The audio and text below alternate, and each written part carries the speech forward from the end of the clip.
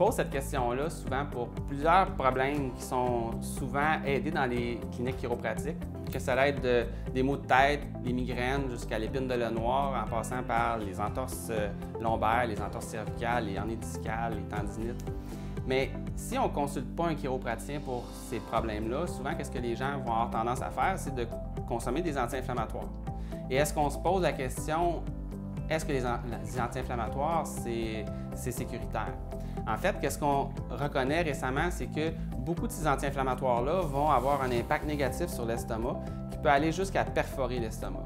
Et aussi, d'autres anti-inflammatoires vont aller jusqu'à mettre le foie en situation d'insuffisance aiguë.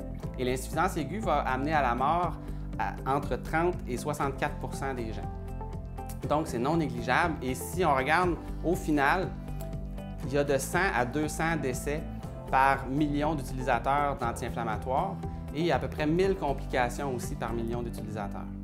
Si on compare à la chiropratique, en chiropratique, il y a une complication par 5,7 millions d'utilisations d'ajustement chiropratique et puis il n'y a aucun décès. Donc, à partir de là, vous me dites si la chiropratique, c'est sécuritaire.